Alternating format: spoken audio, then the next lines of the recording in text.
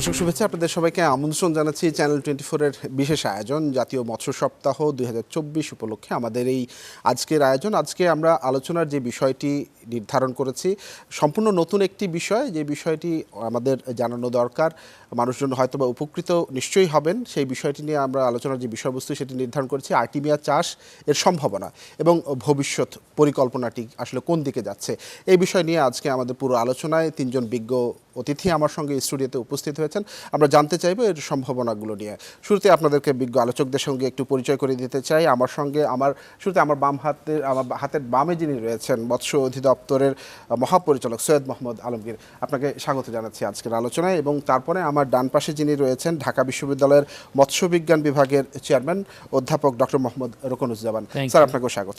এবং একই সঙ্গে স্বাগত জানাতে চাই আর্টিমিয়া ফর বাংলাদেশ ওয়ার্ল্ড ফিশের technical lead doctor Mohammad Mizanur Rahman, আপনাকেও স্বাগত জানাচ্ছি। দর্শক, আপনাদেরকে শুরুতে একটি বিষয় জানিয়ে নিতে চাই যে আমরা যে বিষয়টি আলোচনার বিষয়বস্তু হিসেবে নির্ধারণ করেছি আর্টিমিয়া চাষ, এটি বাংলাদেশে আসলে সম্পূর্ণ অনেকটাই নতুন একটি বিষয়। এই বিষয়ে আসলে এর গুণগত মান কি, এর চাষের পদ্ধতি বা কেমন হবে, কোথায় চাষ করা যাবে, এই বিষয়গুলো মূলত আমরা এই আলোচনা আজকে প্রাধান্য দিব। শুরুতেই মৎস্য অধিদপ্তরের মহাপরিচালক ডক্টর সৈয়দ মোহাম্মদ আলমগীর, আপনাকে দিয়ে শুরু করতে চাই। আর্টিমিয়ার বিষয়টা যদি আমাদেরকে একটু পরিষ্কার করে বলেন, এটি যেহেতু আমাদের কাছেও নতুন বিষয়টি, বাংলাদেশের প্রয়োজনীয়তা কেমন এবং উৎপাদনের পদ্ধতিটা। জি, ধন্যবাদ আপনাকে। আর্টিমিয়া সম্পূর্ণ নতুন একটি বিষয় বাংলাদেশের প্রেক্ষাপটে, এবং এই আর্টিমিয়া হলো যে জলজ ক্রাস্টাসিয়ানদের একটি প্রজাতি যা ব্রাঞ্চ চিংড়ি হিসাবে পরিচিত।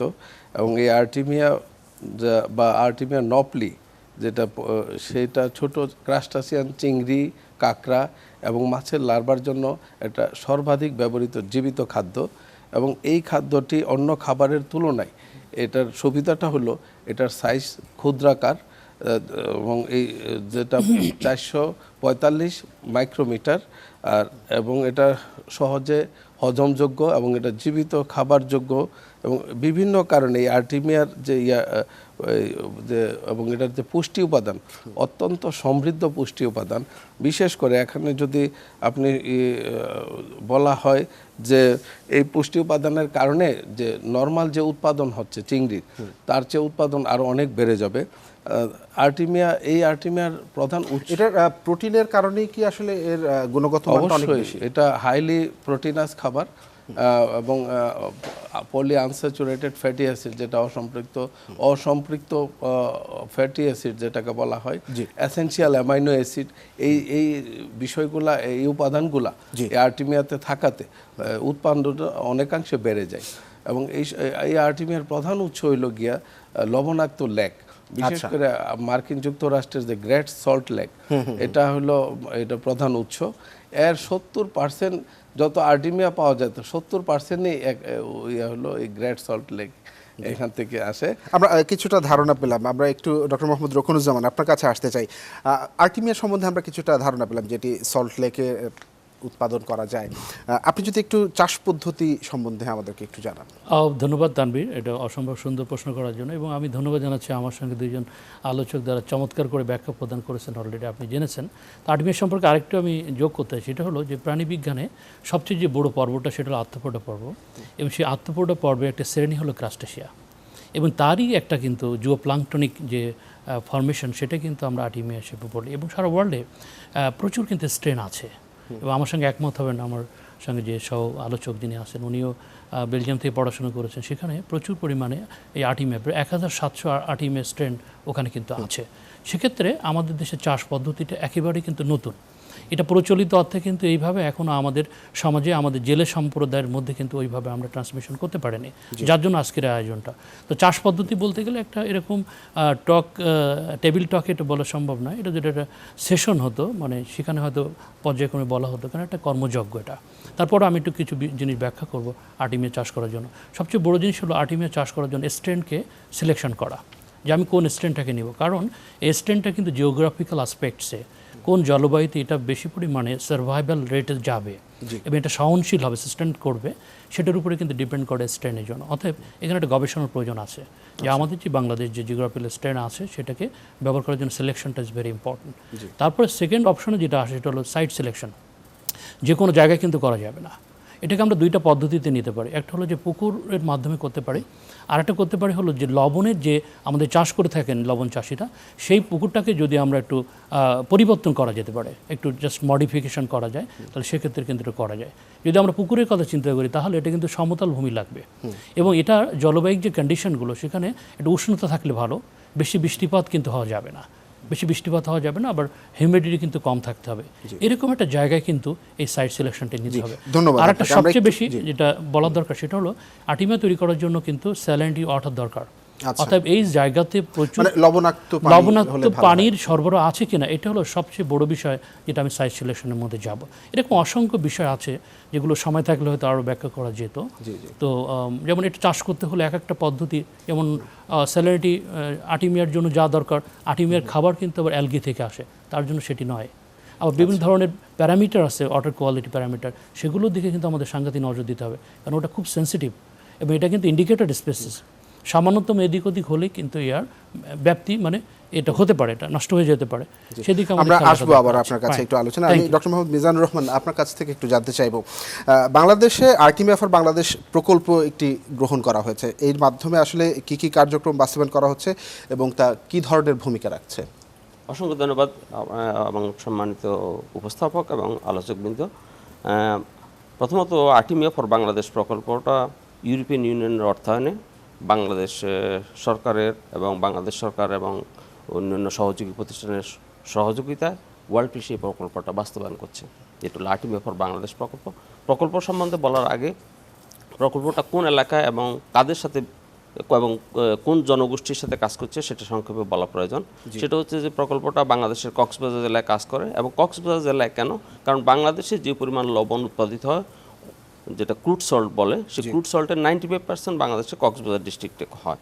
তো লবণ শিল্পের সাথে আর্টিমিয়ার সম্পর্ক হলো আপনার সম্মানিত আলোচকবৃন্দের কাছে আপনারা শুনছেন, যেটা আপনার আর্টিমিয়া উৎপাদন করতে গেলে আপনার একটা লবণাক্ত পরিবেশের মধ্যে আর্টিমিয়া উৎপাদন হয়, এবং যেহেতু যারা ক্রুড সল্ট প্রোডাকশন করে সেখানে সাংঘাতিক মতো একটা লবণাক্ত পরিবেশ, সেই লবণাক্ত পরিবেশের মধ্যে এই আর্টিমিয়াটা চাষ করাটা অত্যন্ত তার জন্য সুইটেবল এলাকা, কার্যকরী।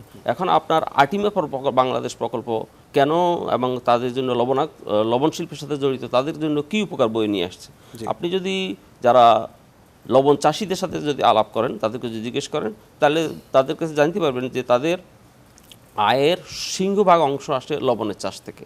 এবং যখন লবণ উৎপাদন শেষ হয়ে যায় তখন তারা কিছু সনাতন পদ্ধতিতে মাছ চাষ করে, এবং সেখান থেকে মাছের উৎপাদনটা কম, এবং যখন লবণ চাষ হয় তখন লবণের মাঠে তাদের সাধারণত লবণ চাষিরা বলবে লবণের মাঠে লবণ ছাড়া আর কিছু হয় না।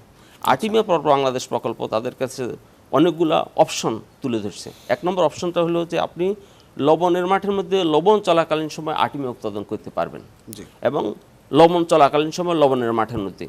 দ্বিতীয়ত হচ্ছে যখন এটা খুব পজিটিভ একটি বিষয়, একটা পজিটিভ বিষয়। সুতরাং আর লবণ চাষিদের জন্য আগে যেরকম বলতেন যে আমি লবণের মাঠের মধ্যে লবণ ছাড়া কিছু হবে না, সেই উত্তর থেকে তার মানে আমার জমির পরিমাণটাও একই থাকছে এবং সেখানে আমি লবণ চাষের পাশাপাশি আমরা আর্টিমিয়া চাষ করে লাভবান হতে পারছি। ধন্যবাদ আপনাকে। আমরা একটু সৈয়দ মোহাম্মদ আলমগীর আপনার কাছে একটু আসতে চাই, বাংলাদেশে আর্টিমিয়ার যে সিস্ট এবং বায়োম্যাস রয়েছে সেই বায়োম্যাসের আসলে গুণগত মান সম্পন্ন, মানে গুণগত যে মান, সেই বিষয়টি যদি একটু তুলে ধরেন। ধন্যবাদ। আর্টিমিয়ার যে পুষ্টি বিশ্লেষণ যদি করা হয়, এতে দেখা গিয়েছে যে আর্টিমিয়া বায়োমাসে অপরিশোধিত প্রোটিন 43 থেকে 55% আছে, এবং অপরিশোধিত চর্বি আছে 6 থেকে 7%। আচ্ছা, এখানে এই আরও রয়েছে অত্যাবশ্যকীয় fatty acid, essential amino acid, polyunsaturated fatty acid. Essential amino অ্যাসিডের মধ্যে আর্জিনিন, হিস্টিডিন, লিওনিন, থ্রিওনিন, মিথিওনিন এই জাতীয় অ্যাসিডগুলো আছে, এবং পলিআনস্যাচুরেটেড ফ্যাটি অ্যাসিড সেগুলোর মধ্যে দেখা গিয়েছে যে docosahexaenoic acid, docosahexaenoic acid, pentanoic acid, eicosapentaenoic acid, linolenic acid, এই জাতীয় অ্যাসিড ইয়াগুলা পলিআনস্যাচুরেটেড ফ্যাটি অ্যাসিড আছে, যেগুলা পুষ্টিমান সমৃদ্ধ আর কি। এবং এই যে স্থানীয়ভাবে উৎপাদিত আর্টিমিয়া সিস্টার, এটা হলো এর মাধ্যমে যে আমাদের যে সামুদ্রিক মৎস্য যেগুলো চাষ করা হচ্ছে সেই চাষগুলাতে এটা উৎপাদন অনেক গুণে বেড়ে যাবে যদি এই আর্টিমিয়াটাকে আমরা খাবার হিসাবে ব্যবহার করি। আচ্ছা, যেহেতু উৎপাদনের বিষয়টা আসলো আপনার সঙ্গে একটু যুক্ত করতে চাই। আমরা মাছের খাবার হিসেবে এখন ইদানিংকালে যে সকল বিষয়গুলো আমরা ব্যবহার করে থাকি, আর্টিমিয়া সেক্ষেত্রে আসলে তার থেকে বহুগুণ ভাবে বেশি উৎপাদন করা সম্ভব কিনা? জি জি, ধন্যবাদ। এটা আর্টিমিয়া আমরা ধরেন যে আজকে বাংলাদেশে মৎস্য খাদ্যের যে দাম বেশি, বিশেষ করে উপকূলাঞ্চলে যে চিংড়ি খাবারের বিষয়টা, এখানে আর্টিমিয়া একটা বিরাট একটা ভূমিকা রাখতে পারে যদি আমরা দেশে আর্টিমিয়া উৎপাদনটা বাড়াতে পারি। আমরা কিন্তু প্রতি বছর ধরেন 40 থেকে 50 টন আর্টিমিয়া সিস্ট বাইরে থেকে আমদানি করতে হচ্ছে আমাদের। আচ্ছা, তাহলে সেটা একটা বড় ভূমিকা রাখবে আমাদের অর্থনীতিতে। জি, জি। আমাদের অর্থ দেশেই থাকবে, এটি একটি পজিটিভ। Definitely. এখন কি আমাদের যে সক্ষমতা রয়েছে, এই সক্ষমতা থেকে আমরা আর্টিমিয়া চাষ করলে আমরা যে পরিমাণ আমদানি করে নিয়ে আসি, সেটা কি আমরা বন্ধ করতে পারবো কিনা? অবশ্যই পারবো, কারণ এটা ইতিমধ্যে একটা প্রজেক্ট যেটা শুনেছেন কাজ করছে কক্সবাজার অঞ্চলে। তো এইভাবে আমরা যদি এই আর্টিমিয়া চাষ সম্প্রসারণ করতে পারি, আমরা কক্সবাজার থেকে শুরু করে খুলনা পর্যন্ত যদি টোটাল সমুদ্র যে উপকূল অঞ্চলটা, এই অঞ্চলটাকে যদি এই চাষের আওতায় নিয়ে আসা যায়, তাহলে আমি মনে করি যে একটা বিপ্লব ঘটে যাবে অন্তত মৎস্য খাদ্যে, চিংড়ি খাদ্যে বিশেষ করে। এটা এই আমাদের দেশে উৎপাদন যেটা কেউ বলছে যে কম হচ্ছে, সেই কমের রিয়াটাকে দ্বিগুণ, আড়াইগুণ, তিনগুণে চলে যাবে। জি জি জি, ধন্যবাদ। আমরা একটু ডক্টর মিজানুর রহমান, ডক্টর রকুনুজ্জামান, আপনার কাছে একটু জানতে চাইব। আমরা যেটি বলছিলেন ডিজি মহোদয়, যে উপকূলীয় অঞ্চল এবং আপনার আলোচনাতেও যেটি আসছে যে উপকূলীয় অঞ্চলগুলি আসলে খুব উপযোগী এবং আর্টিমিয়া চাষের যে বিষয়গুলো, যে প্রতিবন্ধকতাগুলো, সেক্ষেত্রে আপনারা মনে করছেন কিনা, আপনার আলোচনায় কিছুটা এসছে গবেষণার যে বিষয়টি, আপনার গবেষণার দরকার আছে কিনা, বা আপনারা কি ধরনের সহায়তা দিতে পারেন এই প্রকল্পকে বাস্তবায়ন করার ক্ষেত্রে? থ্যাংক ইউ প্রশ্ন করার জন্য। আমি একটু সাপ্লিমেন্ট করি আমাদের মাননীয় ডিজি মহোদয়ের সঙ্গে। সেটা হলো যে আমাদের 33% এক্সপোজ টু কোস্ট, আমাদের দেশের 1/3 কিন্তু সমুদ্রের মধ্যে, মানে যেটাকে কোস্টাল এরিয়া বলা হয়। এখানে 19টা জেলা কিন্তু সংযুক্ত এবং 147টা উপজেলা সংযুক্ত। তার মানে আপনি বুঝতে পারছেন যে একটা দেশের মোট আয়তনিক 1/3, মানে 1/3 কিন্তু কোস্টালে চলে গেল। মানে বিপুল একটা সম্ভাবনাময় কিন্তু জায়গাটা আছে এই কোস্টের জন্য। এখন যে কথাটা আমার এখানে আসলো, যে যেখানে আমরা চাষ করতে যাই, অ্যাকোয়াকালচার সিস্টেমের সবচেয়ে বড় চ্যালেঞ্জ হলো যে ফুড সাপ্লাইটা। ফুড সাপ্লাইয়ের যে খরচটা হয় সেটা 70% উপরে, মানে 100 টাকা যদি আমি ব্যয় করি, তার 70 টাকা ব্যয় করা হয় কিন্তু খাবারে, এবং যে খাবারটা আনা হয় তার 90% কিন্তু বাইরে থেকে আনতে হয়। আপনি যে ডলার ক্রাইসিস বলেন, অন্য ক্রাইসিস বলেন, এখন ফুডের দাম খুব বেশি। সেক্ষেত্রে যদি আর্টিমিয়াটা আমরা চাষে আনতে পারি, আমাদের মতো করে আমাদের ইন্ডিজেনাস স্ট্রেনগুলোকে নিয়ে যদি আমরা করতে পারি, তাহলে ওই যে বাইরে থেকে যে টাকাটা ব্যয় করতে হতো সেটা কিন্তু আমাদের হবে না। এই জন্য এটা একটা সবচেয়ে ভালো একটা আমাদের বলবো যে অ্যাকোয়াকালচার সিস্টেমে একটা বিপ্লব ঘটাতে পারে। যেহেতু এটা একটা নতুন, এখন আমাদের কাছে উইন্ডোটা কিন্তু ওইভাবে ওপেন হয়নি, অর্থাৎ গবেষণার মাত্রাটা কিন্তু এখনো সীমিত। অর্থাৎ এই বিষয়ে গবেষণা করতে হবে। সবচেয়ে বড় চ্যালেঞ্জটা কি? মানুষকে জানানো, অ্যাওয়ারনেস ডেভেলপমেন্ট করা, সোশ্যাল নেটওয়ার্কিংটা করা।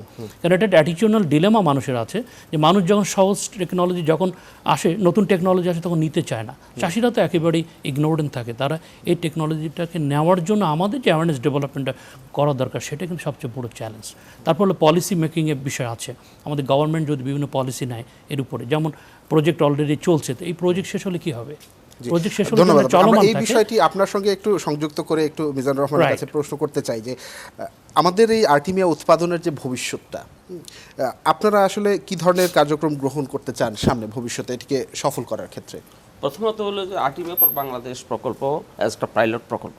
এই পাইলট প্রকল্প হিসেবে এটা অনেকগুলো সাফল্য অর্জন করছে, এবং যার কারণেই আজকে মৎস্য অধিদপ্তর জাতীয় মৎস্য সপ্তাহে এই আলোচনাটার সুযোগ তৈরি দিয়েছে।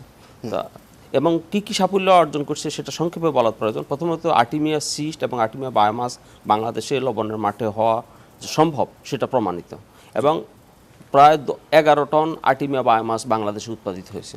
এবং লবণের মাঠের মধ্যে চিংড়ি উৎপাদন, তেলাপিয়া উৎপাদন এবং সনাতন পদ্ধতিতে যে ধরনের মাছ চাষ হয়, সেটার উৎপাদন 2 থেকে 3 গুণ যে করা সম্ভব, সেটা এই প্রকল্পের মাধ্যমে প্রমাণিত হয়েছে। আচ্ছা, আর আপনি যখন প্রকল্প করবেন, কমিউনিটি এঙ্গেজমেন্টটা খুব ইম্পর্টেন্ট। সেক্ষেত্রে মানে আপনার পরিবারের সকলে সেটা সাপোর্ট করতেছে।